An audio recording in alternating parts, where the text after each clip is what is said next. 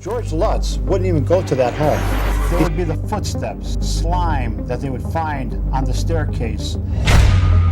6 people were killed in an awful mass murder. I know you went in the house and you experienced things. When they see these psychic pictures, one of a spirit child gazing out of one of the bedrooms where the children were murdered.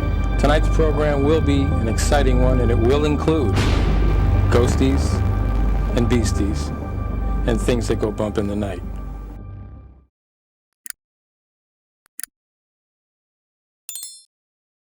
You may have read the book or seen the movie, but do you know the real story of Amityville Horror? Does anyone?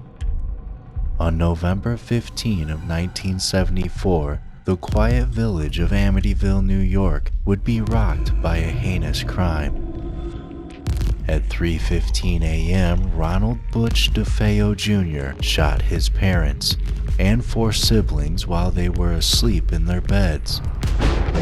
He would later go on to say that he heard voices that told him to do it. The DeFeos were a dysfunctional family to say the least. Butch turned to drugs to escape the pain of his home life. He did not get along and often fought with his father, once even threatening him with a gun. On the night of the murders at 3:15 a.m., Butch shot his parents and 4 siblings while they were asleep in their beds. All 6 family members found on their stomachs and showed no signs of struggle. No neighbors reported hearing the gunshots. At the time, Ronnie DeFeo Jr. claimed an intruder broke into the house, but there was no sign or evidence of this. He was found guilty of 6 first-degree murders and sentenced to 6 consecutive life sentences. The community thought this was the end of the nightmare, but it was just the beginning. The house at 112 Ocean Drive sat empty for 13 months after the murders of the DeFeo family, until December 18, 1975, when it was purchased by George and Kathy Lutz. They moved into the house with their 3 children, but they would stay only 28 days. At first, they claimed they were unaware of the house's dark history, but when they learned it, they brought in Father Ray. He was a local priest, and they asked if he could bless the house. He went room to room, and when he came upon Kathy's sewing room, previously the 2 younger DeFeo boys' room, he found it infested with flies, and he heard a demonic voice telling him to get out. Get out! They also found a small room in the basement painted red that didn't seem to be listed on any blueprints of the house. The family would claim to experience many other strange occurrences during their time there. Strange odors, cold spots all around the house, black goo in the toilets, green slime that would ooze from keyholes, and doors slamming randomly throughout the day. George would awake many nights at 3:15 a.m., the same time the DeFeo murders occurred. According to Christian belief, 3 a.m. to 4 a.m. is known as the Devil's Hour, and when demonic occurrences are most prevalent. One night he awoke to noises out at the boathouse and went to look, but found nothing. As he turned to go back to the house, he saw a shadowy figure in the window of his daughter's room. He ran back to the house only to find her sound asleep. The next day, Kathy hears her daughter talking to someone in her room. When she opens the door, no one is there, but the rocking chair is rocking. Her daughter told her she was talking to her friend Jody, later described as a pig with red, glowing eyes.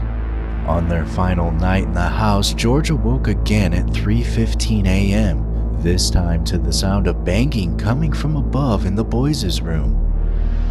He was paralyzed, unable to move. He looked over and saw Kathy levitating over the bed, and her face had aged to resemble an old woman. The banging finally stopped, and he was able to move, and Kathy's face had returned to normal. The next day, they contacted Father Ray to come bless the house again, but he refused. They were unaware that after the first blessing, Father Ray had been experiencing illness, and blisters had formed on his hands. He told them they need to leave the house, and on January 15th, 1976, the family fled the house, leaving most of their belongings behind.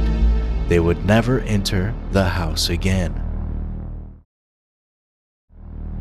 In February of 1976, a reporter introduced the Lutz to Ed and Lorraine Warren. Ed was a demonologist and Lorraine was a medium. They agreed to an exclusive investigation to be filmed by Channel 5. Upon entering the house, Lorraine experienced headaches and felt a strong force against her as she walked through the house. Wanting to take it a step further, they set up a seance with nearly 20 people who were experts in the paranormal phenomena. They were all convinced that the house was infested with demonic entities and that it was the most evil house they had ever been in. Ed and Lorraine Warren claimed there was nothing they could do, but during their investigation, they were able to capture a terrifying image of a ghost boy looking from one of the upstairs bedrooms.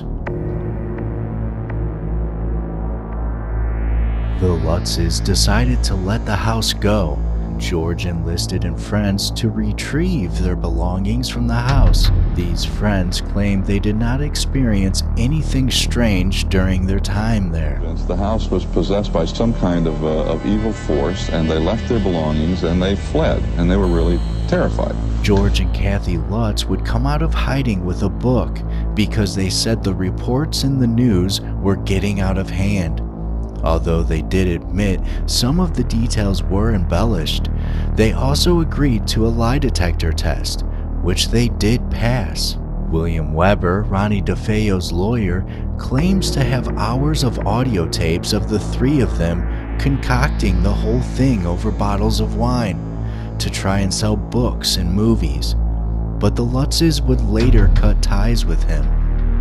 One of Kathy's sons claims the hauntings were real, but they were brought on by George, who had a fascination with the occult, and claims he was aware of the house's history and was drawn to it. We've been asked many times why we stayed so long. It's very hard to remember the exact emotions or the moment why you would make a decision or why not. But you finally did make it. Well, by the time we left, we had lost a considerable amount of weight. Kathy was passing out quite regularly. I had lost over 26 pounds. And we were just reacting from one happening to another. We weren't really... So you were generally shook up. We weren't thinking, yes, as we normally would. Now, the house has been occupied many different times, been remodeled, and the address has changed. No other family that has lived in the house has ever reported any strange occurrences. Oh, we just wanted to see what it was like. I guess we just specifically came from Chicago to see it. But do you believe all the stories? Yeah, I do. They're kind of creepy. They gave me the creeps that... Why do you believe it when the present owners say there's no truth to it at all? They've been living here for almost 2 years. Oh, I didn't know they had present owners. I thought it was deserted.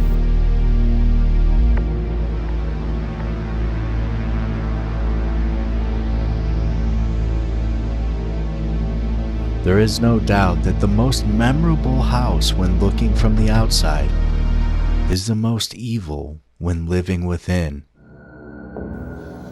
To this day, we don't know what We don't know what that is. We really do not know what that is, Tony. We have no idea. Does that look like Ronald DeFeo? Yes, it does. Yes. It looks very much like Ronald DeFeo.